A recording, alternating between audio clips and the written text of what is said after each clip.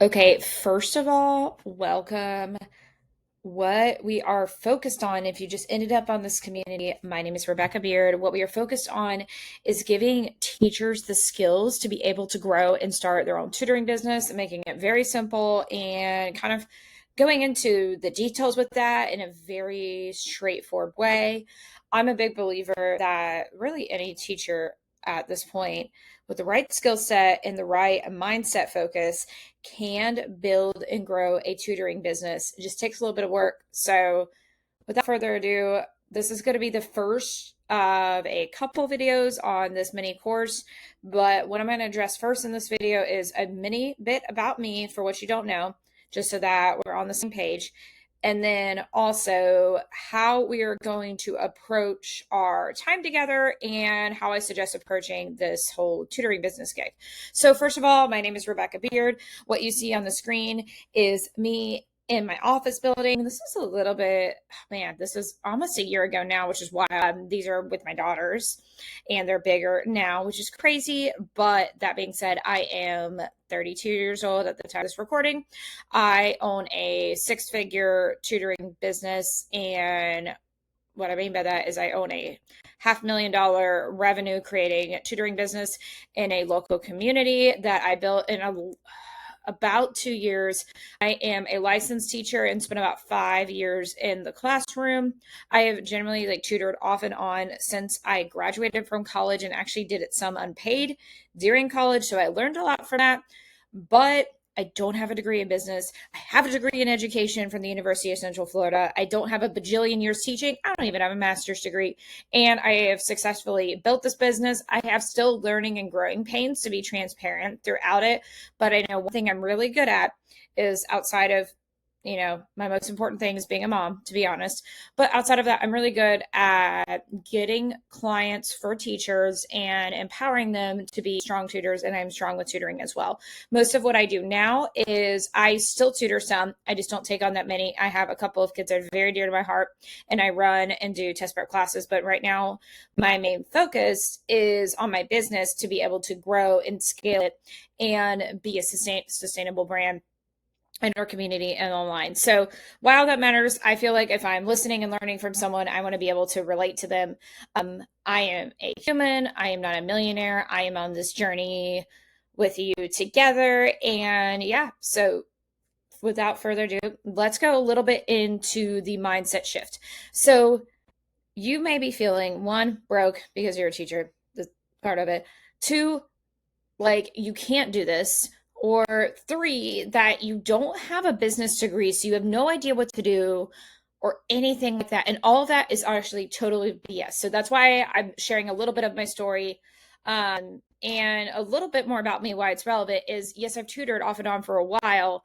I wasn't handed this business. I started as a solo tutor and I started onboarding contractors, and now I'm up to 50 teachers and quickly growing. I actually probably need about 10 plus more in my local community to scale properly. But that all being said, you don't have to have that background. You need to learn the skill set, and I painfully learned it and still continuing to grow and scale and still learn, of course. But starting off, just getting tutor clients, getting to be a solo entrepreneur, even just having a couple tutors under you, I got that in the bag, all that stuff. So mindset shift focus really matters.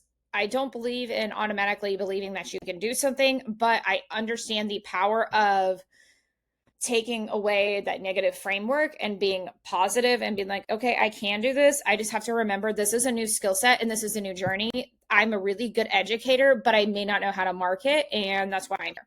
Okay. So that being said, I'm going to just cover some basic things in this, and this is going to be really basic. If you tutor already, you might be able to skip forward, but if not, stay along for this.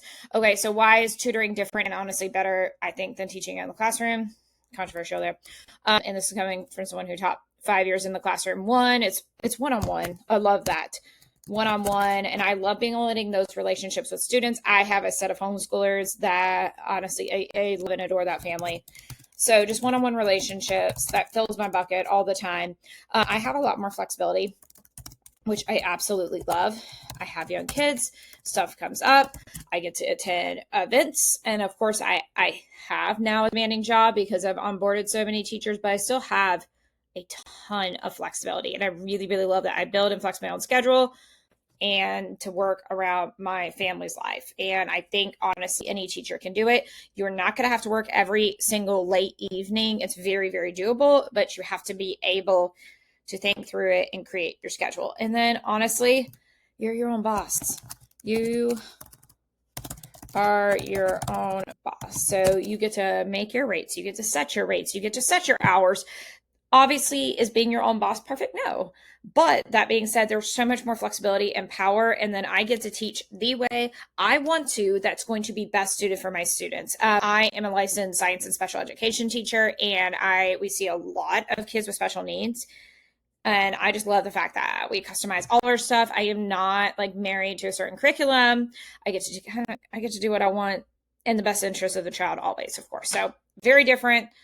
Obviously, some downsides. So one, if you work for yourself, or let's say you're just a teacher needing additional income, then that's the nice thing, is you get to keep all your benefits. Obviously, if you do tutoring full-time, downsides, no benefits, there's not a guaranteed salary, all that stuff. But let's say that you already have your classroom job and you're looking just to make some extra money. This is a sweet gig. You can quickly make some extra money. It is so much less stressful than your day-to-day life.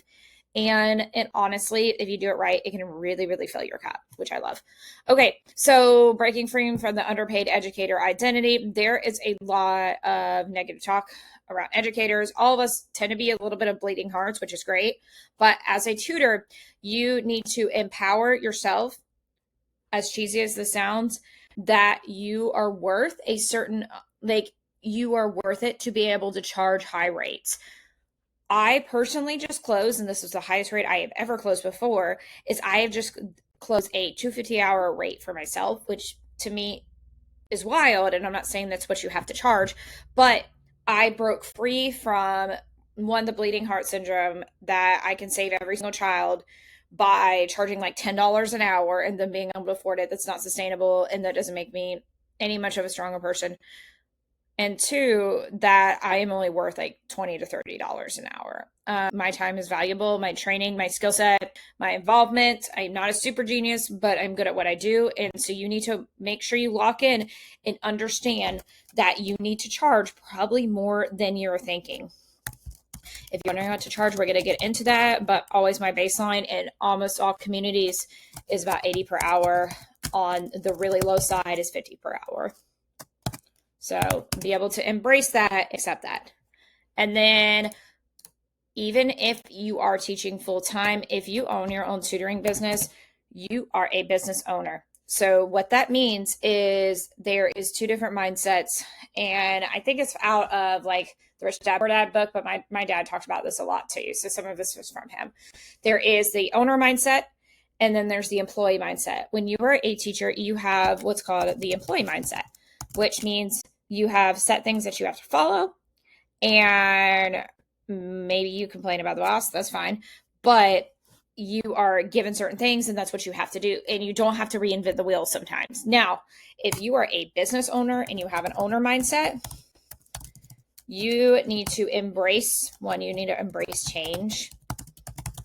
And you also just need to embrace that you're going to have to work hard at some things, and things are not going to be handed to you. So it is hard work, but it's totally worth it. But you have to embrace that nothing at this point, if you're doing tutoring, is handed to you. It is 100% you, but the more you pour in properly and organized, the more that is going to pour out. So just make sure you got your mind organized in that. And then confidence formula, I discussed this a little bit, why you deserve to get paid well. Even if you don't have a master's degree, like I said, I don't, even if you haven't taught a bajillion years, one is you are worth it. Your time is worth it. And your skill set is worth it. The power of an effective educator pouring one-on-one into a child is completely unmatched. And I've said that. I've been in presentations where we had an AA assistant superintendent discussing that. Your skill set is powerful, and when you harness that and funnel it to the exact needs of a child, it is powerful. A child will benefit lifelong from that if you do it well. And honestly, you deserve to get paid well from all those hard work and learning. You do not want to work for free. So make sure you understand your value. You are worth it. This is not some cheesy BS, to be honest, but you have to own it that you need to charge well and you need to charge high. So see you in the next video. We're going to get a lot more tactical, but hope this helps organize your mind.